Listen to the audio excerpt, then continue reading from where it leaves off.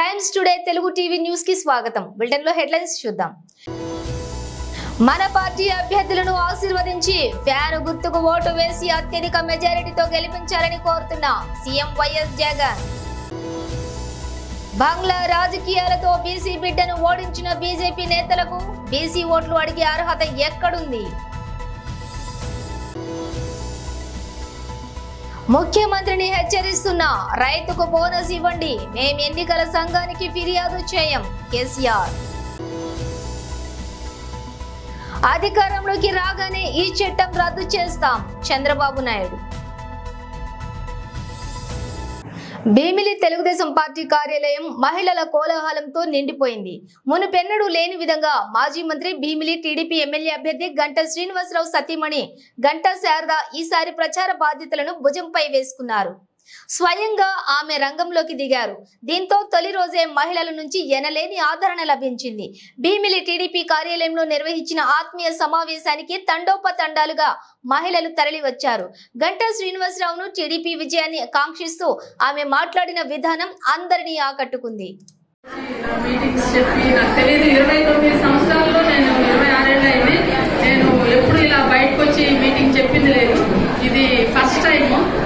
ఎప్పుడైతే భీమిలి అనౌన్స్ చేశారో ఆ రోజు నేను అన్నాను అనమాట, లీలా మనం ఒకసారి భీమిలి లేడీస్ అందరిని పిలిచి ఇక్కడ మీటింగ్ పెట్టుకున్నామని. సో లీలా ఇలా అరేంజ్ చేశారు. నాకు అసలు మిమ్మల్ని చూస్తే నాకు ఫస్ట్ ఏం మాట్లాడాలో తెలియట్లేదు. ఎందుకంటే ఇంత అభిమానం మనుషుల్లో అంటే చెప్పుకోవడం, నేను వీడియో చూడడం చూసాను, కానీ నిజంగా అయితే లైవ్ నేను ఈ రోజే చూస్తున్నాను. నేను ఎప్పుడు బయట వచ్చి చూడలేదు, నాకు తెలియదు కూడా. ఈ రోజు అసలు నాకు ఏం మాట్లాడాలో కూడా తెలియట్లేదు. మీరు ఎక్కడో ఒంగోలు నుంచి వచ్చి ఇక్కడ స్థిరపడ్డారు, అయినా ఇంత మంచితనం ఆయన సంపాదించుకున్నారంటే నిజంగా హ్యాట్స్ ఆఫ్ అండి. మీ అందరికీ నేను సర్వంతి స్వీకారం చేస్తున్నాను. మీ అభిమానానికి నాకు మాటలే రావట్లేదు ఏ చెప్పాలో. మన తెలుగుదేశం టైంలో ఆయన పెట్టిన పథకాలు అవన్నీ మహిళలకి ఎంతో దోహదపడ్డాయి. ప్రతి ఇంట్లో మహిళ చదువుకొని ఒక ఉద్యోగం చేసుకుని సంపాదించిందంటే అది తెలుగుదేశం తెచ్చిన చంద్రబాబు నాయుడు గారి పథకాలను అవన్నీ మనం తెలుసుకోవాలి. ఈ రోజు ఆయన ప్రతి ఇంటికి జగన్ గారు డబ్బులు ఇస్తున్నారు, కానీ ఏదో మన వృధా భక్తిగా కలిగిందని మీ చేతుల్లో పెడుతున్నారు. కానీ మీకు మహిళలకి ఎవ్వరికి ఒక సొంత సంపాదన, ఒక మంచి ఉద్యోగం అలాంటివి ఆయన ఏర్పాటు చేయలేకపోయారు. ఈ రోజు మన గంటా గారి గురించి చెప్పాలంటే ఆయన భీమిని చాలా అభివృద్ధి చేశారండి. మన అందరం కలిసి ఆయన గెలిపించుకొని మంచి మంచి ప్రాజెక్టులు తెచ్చుకొని రాష్ట్రంలోనే భీమిని ఒక మోడల్ గా తయారు చేసుకొని మీ పిల్లలకి మీకు మంచి ఇది జరిగేలా మనం చేసుకున్నామని మనం చేసుకున్నాను. నాకు ఇది ఫస్ట్ టైం చాలా టెన్షన్ గా ఉంది.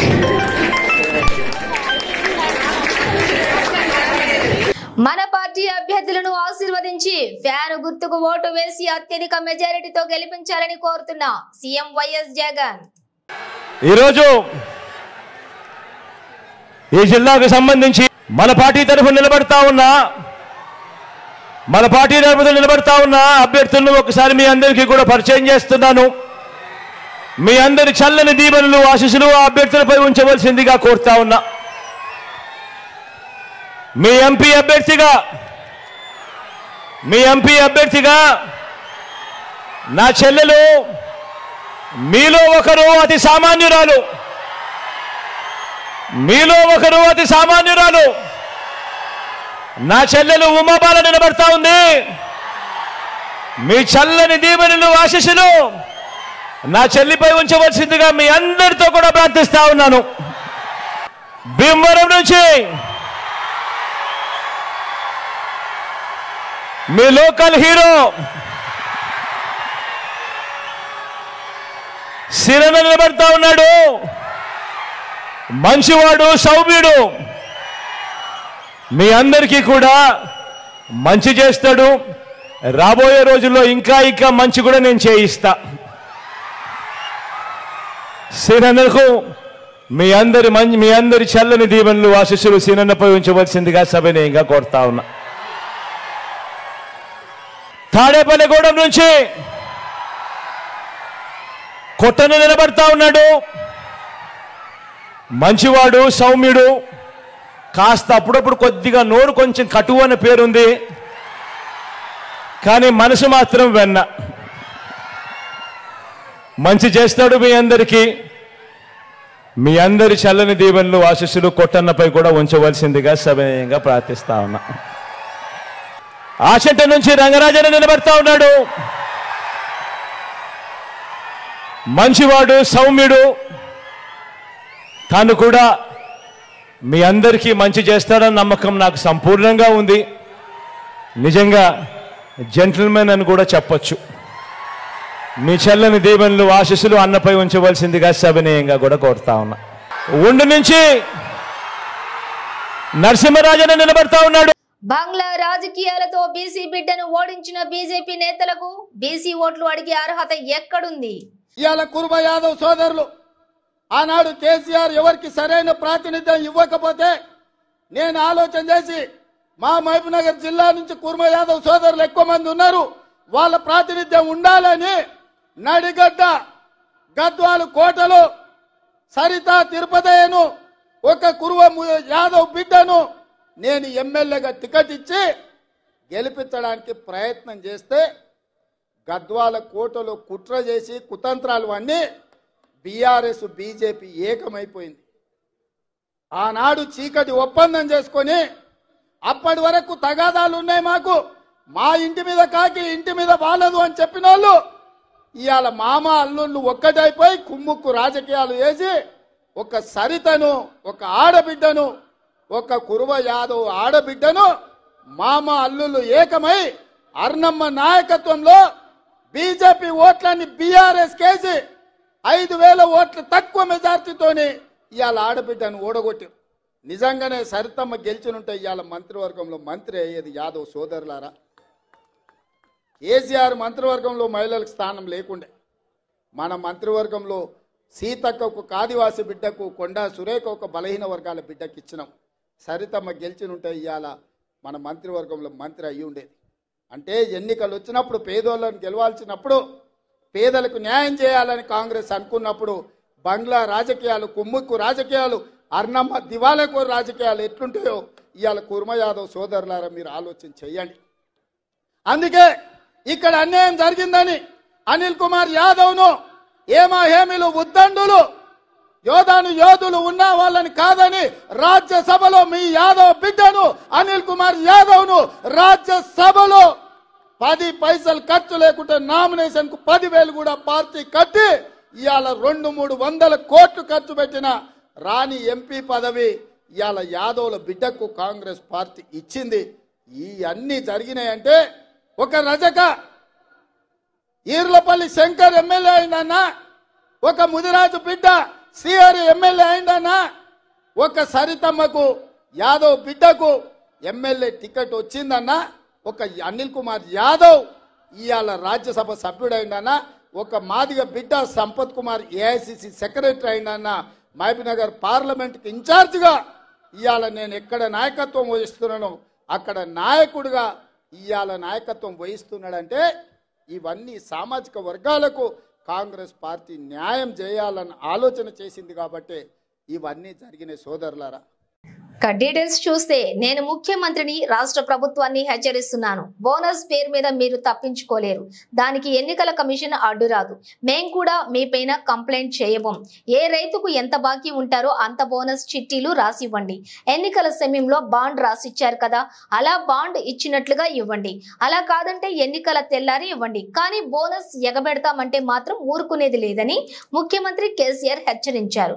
సంగారెడ్డి జిల్లా సుల్తాన్పూర్లోని ఏర్పాటు చేసినటువంటి సభలో కేసీఆర్ పాల్గొన్నారు. ఈ సందర్భంగా మాట్లాడుతూ మొన్నటి అసెంబ్లీ ఎన్నికల్లో మనం దెబ్బతిన్నామని కేసీఆర్ అన్నారు. మనం ఉన్నప్పుడు రైతులు ధీమాగా ఉండేవారన్నారు. రైతుల ఖాతాల్లో రైతు బంధులు పడేవని 24 గంటలు నీళ్లిచ్చామన్నారు. నేను కడుపులో పెట్టుకుని కాపాడిన రైతులు ఈ రోజు మాగమవుతున్నారన్నారు. పంట బోనస్ కు అందరం కలిసి కొట్లాడదామన్నారు. ఎన్ని మాటలు చెప్పానండి.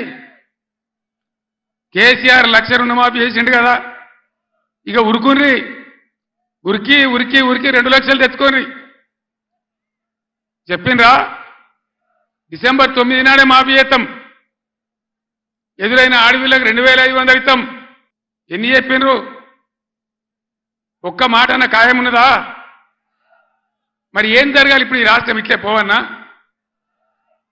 నేను 15 ఏళ్ళు కొట్లాడి సాగు నోట్ల తలకాయ పెట్టి సచ్చేదాకా తెగబడి ఈ రాష్ట్రం సాధించి 10 ఏళ్ళు బ్రహ్మాండంగా అన్ని రకాల ప్రజలను కడుపులో పెట్టుకుని సాదుకున్నాం. రైతు సోదరులను కళ్ళల్లో పెట్టుకొని కాపాడుకున్నాం. ఒక పాలసీ వ్యవసాయం ద్వారా రాష్ట్ర ఆదాయం పెంచాలని, రైతాంగాన్ని నిలబెట్టాలని అనేక మంచి స్కీములు పెట్టినాం. రైతు బందే ఏలటికి పూర్తి మందికి రాలే, పంటలు వచ్చినాయి, అవి కొనే దిక్కు లేదు. కనీసం మద్దతు ధర పోగా 500 బోనస్ ఇస్తామన్నారు. బోనస్ బోగసేనా? బోనస్ వసూలు చేయన్నా? ఈ ప్రభుత్వాన్ని మెడలు వంచానా? వంచాలంటే మేము కొట్టి వంచాం, మీ ఓటు ద్వారానే వంచాలి. సిద్దిపేటలో మంచి దారి చూపించిన హరీష్ నాయకత్వంలో పోస్ట్ కార్డుల ఉద్యమం చేస్తా ఉన్నారు. ఇవాళ ఇక్కడ సంగారెడ్డి ఈ వేదిక నుంచి నేను యావత్తు తెలంగాణ రైతాంగానికి పిలిపిస్తా ఉన్నా. 2 లక్షల రుణమాఫీ వెంటనే చేయాలని, ఎండిపోయిన పంటలకు 25,000 నష్టపరిహారం ఇవ్వాలని, ఎకరానికి బోనస్ ఖచ్చితంగా ఇవ్వాలని, వడ్లు వెంటనే కొనుగోలు చేయాలని రాష్ట్ర వ్యాప్తంగా రైతాంగం దయచేసి రేపటి నుంచే పోస్ట్ కార్డు ఉద్యమం మొదలు పెట్టాలని కూడా సిద్దిపేటను మార్గదర్శకంగా తీసుకొని చేయాలని నేను కోరుతా ఉన్నా. భూరక్షణ చట్టం అని ఒకటి తెచ్చాడు. ఆ చట్టం ప్రమాదకరమైనది. ఆ చట్టం వస్తే మీ భూమి మీ పేరు మీద ఉండదు, మీ భూమి వేరే వాళ్ళ పేరుతో రాసుకుంటారు. మేము అధికారంలోకి రాగానే ఈ చట్టం రద్దు చేస్తాం. ఇప్పుడే ఇట్లుంటే కొత్తగా ఒక యాక్ట్ తెచ్చాడు, భూ పరిరక్షణ చట్టం. అది వస్తే మీ భూమి మీ పేరుతో ఉండదు. జగన్మోహన్ రెడ్డి దగ్గర రికార్డులు ఉంటాయి. 90 రోజుల్లో నీ భూమి నీ పేరుతో ఉందో లేదో తెలుసుకోకపోతే, తమ్ముడు తినదు, తెలుసుకోకపోతే ఆ భూమి ఇంక నీది కాదు. మళ్ళా కోర్టులు కూడా పోయే పని లేదు. జిల్లాకు ఒక కోర్టు ఉంటుంది. వీళ్ళందరూ చాలా భయంకరంగా కొత్త చట్టాన్ని తీసుకొచ్చారు. రైతుల భూములకి రక్షణ లేని పరిస్థితి తీసుకొచ్చారు. 10-1 ఉండదు, అడంగాలు ఉండదు, ఏ రికార్డు ఉండవు. వాడు రాసిందే లెక్క. జగన్మోహన్ రెడ్డి మీ తలరాత రాసే పరిస్థితి వస్తున్నాడు. ఇది వస్తే ఇంకా మీకు ఇంకెవరు ఈ రాష్ట్రంలో ఉండలేం. మన భూములు మన కాదు. ప్రత్యర్థుల్ని ఇంకేం చేస్తారో నాకే తెలియదు. మామూలు వాళ్ళు కూడా మనం బానిసలుగా బతికే పరిస్థితి వస్తుంది. ఇది చాలా ప్రమాదమైన యాక్టు. నేను ఒకటే చెప్తున్నా, నేను వస్తానే ఈ భూ పరిరక్షణ చట్టాన్ని అబాలిష్ చేసి మీ ఆస్తులు కాపాడే బాధ్యత మాది. ఎలక్షన్ కోడ్ ఉందని భద్రాచలం సీతారాముల వారి కళ్యాణం ప్రత్యక్ష ప్రసారాన్ని నిలిపివేసే కుట్ర చేస్తోంది కాంగ్రెస్ పార్టీ. ఆనాడు బీఆర్ఎస్ హయాంలో కేసీఆర్ ప్రభుత్వం రాముల వారికి ఆనవాయితీగా దక్కాల్సిన గౌరవాన్ని దూరం చేస్తే, ఇప్పుడు కాంగ్రెస్ పార్టీ ఏకంగా రాముల వారిని భక్తులకు దూరం చేసే ప్రయత్నం చేస్తోంది. ఎంతకన్నా సిగ్గుమాలిన చర్య మరొకటి ఉంటుందా? రామ భక్తులు ఈ అవమానాన్ని ఎప్పటికీ మరువరు, గుర్తుంచుకోండి. భద్రాచలము శ్రీరాముడి యొక్క కళ్యాణ మహోత్సవాలను వీక్షించేదానికి రేవంత్ రెడ్డి గారు ఎలక్షన్ కమిషన్ భుజం మీద తుపాకీ పెట్టి కాల్చే ప్రయత్నం ఎన్ని చేసినప్పటికీ కూడా రాముడి కళ్యాణాన్ని ప్రపంచవ్యాప్తంగా నేరుగా తిలకించే అవకాశం లేకుండా ఈ ప్రభుత్వం ఏర్పడి మొదటి శ్రీరామనవమి పండుగ జరుపుతూ ఉంటే ఎన్నికల కోడ్ అనే నెపంతో ప్రత్యక్ష ప్రసారాన్ని నిలిపివేసేదానికి ఎన్ని కుట్రలు చేశారో, గతంలో కూడా ఎన్నికల కోడ్ ఉన్నప్పటికీ కూడా మరి ఆ భద్రాచలం శ్రీరాముడు దక్షిణాది మరి అయోధ్యగా పిలువబడేటువంటి ఆ రాముడి యొక్క మరి ఆ భక్తి ప్రవాసాన్ని ఈరోజు మొత్తం ఆ తిలకించే అవకాశాన్ని కోల్పోయేదానికి ఈ ప్రభుత్వం, అంటే రాముడిని రాజకీయం చేసి రాముడిని కళ్యాణం కూడా చూడకుండా దానికి ఈ ప్రభుత్వం చేసిన కుట్రలు ఇవాళ పటాపంచలైనాయి. ఇవాళ బీజేపీ ప్రతినిధి బృందం ఎలక్షన్ కమిషన్ను వెంటనే విజ్ఞప్తి చేసి ఖచ్చితంగా ఢిల్లీ కూడా సంప్రదించి ఎలక్షన్ కమిషన్ ఆఫ్ ఇండియా మరి ప్రపంచవ్యాప్తంగా హిందువుల మనోభావాలు గాయపరిచే విధంగా తెలంగాణలో మాత్రమే ఈ నిలిపేసే విషయం ఏమాత్రం సమంజసం కాదు. అయోధ్యలో ఒక భవ్యమైన రామ మందిర నిర్మాణం అయిన తర్వాత అక్కడ నేరుగా మరి భక్తులు వీక్షించే ప్రసారం చేసే అవకాశం కల్పించినట్టు పరిస్థితి ఉంటే తెలంగాణలో ఎందుకు అడ్డుపడ్డదని. కాబట్టి ఈ ప్రభుత్వం హిందువులను ఏ రకంగా అవమానపరిచిందో, అంటే శ్రీరామనవమిని కూడా చూసేదానికి అవకాశం లేకుండా చేసిందో ఈసీ చంపపెట్టి లాంటి వాళ్ళ నిర్ణయాన్ని తీసుకోవడం ఇది శుభపరిణామంగా, ఇది రామ భక్తుల విజయంగా నేను భావిస్తూ మొత్తం హిందువులందరూ కూడా శుభాకాంక్షలు, అభినందనలు. జపాన్ లో వేగానికి మారుపేరైన బుల్లెట్ రైళ్లు ఆలస్యం కావడం అరుదే. అందులోనూ రైళ్లలో పాముల బెడద వల్ల ఆలస్యం కావడం అనేది అత్యంత అరుదు. కానీ అలాంటి అరుదైన సందర్భమే తాజాగా ఎదురైంది. నగోయా నుంచి టోక్యో వెళ్లే బుల్లెట్ రైల్లో మంగళవారం సాయంత్రం ఓ పాము దూరడం ప్రయాణికుల్లోని కలకలం సృష్టించింది. రైల్లో ఓ 40 సెంటీమీటర్ల చిన్న పాము కదులుతుండడాన్ని ప్యాసింజర్ ఒకరు గమనించి వెంటనే భద్రతా సిబ్బందిని అప్రమత్తం చేశారు. దీంతో బుల్లెట్ రైలు 17 నిమిషాల పాటు నిలిచిపోయింది. ప్రయాణికులను మరో రైల్లోకి తరలించి గమ్యస్థానం చేర్చారు. అయితే రైల్లోకి ఆ పాము ఎలా వచ్చిందో తెలియలేదు. అలాగే ఆ పాము విషపూరితమైనదా కాదా అనేది కూడా వెంటనే తెలియరాలేదు. ఈ ఘటనలో అదృష్టవశాత్తు ప్రయాణికులు ఎవరూ గాయపడలేదని సెంట్రల్ జపాన్ రైల్వే కంపెనీ ప్రతినిధి ఒకరు తెలిపారు. జపాన్ రైల్వేస్ నిబంధనల ప్రకారం బుల్లెట్ రైళ్లలోకి ప్రయాణికులు చిన్న కుక్క పిల్లలు, పావురాలు లాంటి వాటిని తెచ్చుకోవచ్చు. కానీ పాములను తీసుకెళ్లేందుకు మాత్రం అనుమతి లేదు. రైళ్లలోకి పాములు దూరతాయని ఊహించడం కష్టమే. బుల్లెట్ రైళ్లలోకి పాములను తీసుకురాకూడదని నిబంధనలు కూడా స్పష్టం చేస్తున్నాయి. కానీ మేం ప్రయాణికుల బ్యాగులను తనిఖీ చేయం అని రైలు కంపెనీ ప్రతినిధి పేర్కొన్నారు. జపాన్ రైల్వేస్ 1964 బుల్లెట్ రైలు సేవలు ప్రారంభించినప్పటి నుంచి ఇప్పటి వరకు ఒక్క ప్రమాదం లేదా మరణం కానీ సంభవించలేదు. ఈ రైళ్లు గంటకు 285 కిలోమీటర్ల వేగంతో దూసుకెళ్తాయి. ఈ రైళ్లు సగటు ఆలస్యం వ్యవధి కేవలం 0.2 నిమిషాలే. సిద్దిపేట జిల్లా గజ్వేల్లో కౌన్సిలర్ ఉప్పల మెట్టయ్య అలాగే స్వగృహంలోని మంగళవారం ఏర్పాటు చేసిన మీడియా సమావేశంలోని వారు మాట్లాడుతూ రాబోయే ఎంపీ ఎన్నికల్లో మెదక్ ఎంపీ అభ్యర్థిగా బీఆర్ఎస్ పార్టీ తరపున పోటీ చేస్తున్న వెంకటరామిరెడ్డి గెలుపు ఖాయమని, కాంగ్రెస్ బీజేపీ పార్టీలను ప్రజలు నమ్మే స్థితిలో లేరని, రాబోయే ఎన్నికల్లో బీఆర్ఎస్ పార్టీ అఖండ విజయం సాధిస్తుందని, గజ్వేల్ ప్రాంతం బీఆర్ఎస్ హయాంలో ఎంతో అభివృద్ధి చెందిందని, మెదక్ ఎంపీగా పోటీ చేస్తున్న బీఆర్ఎస్ పార్టీ అభ్యర్థి వెంకటరామిరెడ్డి మంచి అనుభవం ఉన్న వ్యక్తి అని, సొంత నిధులతో కూడా సేవ చేస్తా అంటూ మన ముందుకు వస్తున్న వెంకటరామిరెడ్డికి అండగా ఉండాలని ఆర్యవేశీలు బీఆర్ఎస్ పార్టీ వైపే ఉన్నారని అన్నారు. కులమత భేదాలు లేకుండా, వర్గ భేదాలు లేకుండా అందరికీ సహాయ సహకారాలు చేస్తున్న అభ్యర్థన మన మెదక్ పార్లమెంట్ అభ్యర్థి వెంకటరామిరెడ్డి అన్నారు. మెదక్ లో గెలిచేది టీఆర్ఎస్ పార్టీ వెంకటరామిరెడ్డి అన్నారు. గత కేసీఆర్ హయాంలో గజ్వేల్ అభివృద్ధి 50 సంవత్సరాల ముందుకు వెళ్లిందని అన్నారు. గజ్వేల్ అభివృద్ధి హైదరాబాద్ తో కోకాపేటతో పోటీ పడిందని అన్నారు.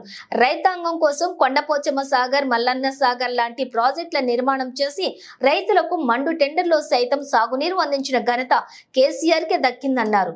గజ్వేల్ పట్టణంలోని 150 కోట్ల రూపాయలతోటి అండర్ గ్రౌండ్ డ్రైనేజీ నిర్మాణ పనులు జరిగాయన్నారు. గజ్వేల్ చుట్టూ రింగు రోడ్డును దాదాపు 200 కోట్లకు పైగా రూపాయలతో రింగు రోడ్డు ఏర్పడిందన్నారు. గజ్వేల్ పట్టణంలో అన్ని వార్డులలో సీసీ రోడ్ల నిర్మాణం జరిగిందన్నారు. గజ్వేల్ నియోజకవర్గంలో డబుల్ రోడ్లు దర్శనమిస్తున్నాయన్నారు. చేసే వ్యక్తి, మంచి సౌహృదయమైనటువంటి వ్యక్తి, అలాంటి వ్యక్తి మనకు అవసరం. అలాంటి వ్యక్తిని కూడా ఎన్నుకోవడం కేసీఆర్ గారికి నిజంగా హృదయపూర్వక ధన్యవాదాలు తెలియజేస్తూ, అతన్ని గెలిపించుకోవడంలో ఖచ్చితంగా మెదకులో పార్లమెంట్ అభ్యర్థి అతనే గెలుస్తున్నాడు. అది తప్పకుండా గెలిచేదే, కానీ మెజార్టీ కోసమే మాట్లాడుకోవడం జరిగింది. అందరికీ నమస్కారం. గజ్వేల్ లోపల గజ్వేల్ ప్రాంతం ఎంత డెవలప్ అయిందంటే ఒక బీఆర్ఎస్ ప్రభుత్వంలో ఒక 50 సంవత్సరాల ముందుకు వెళ్ళిపోయింది. మంచి కార్యక్రమం చేయడంలో కానీ, ఎన్ని కార్యక్రమాలు చేయడంలో కానీ వెనక ముందు లేకుండా గజ్వేల్ ప్రాంతం ఒక హైదరాబాద్ లాగా నిర్ణయించబడ్డది. చాలా డెవలప్ అయింది.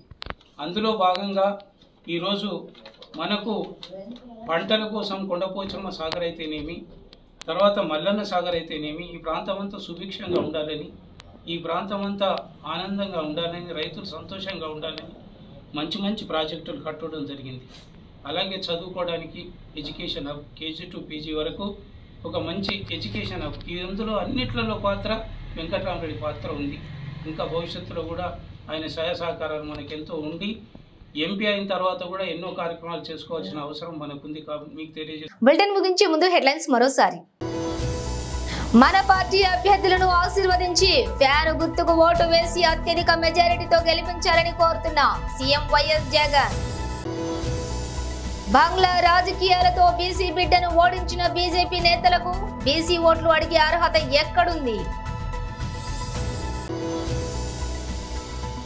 ముఖ్యమంత్రిని హెచ్చరిస్తున్నా రైతుకు బోనస్ ఇవ్వండి, మేం ఎన్నికల సంఘానికి ఫిర్యాదు చేయం కేసీఆర్.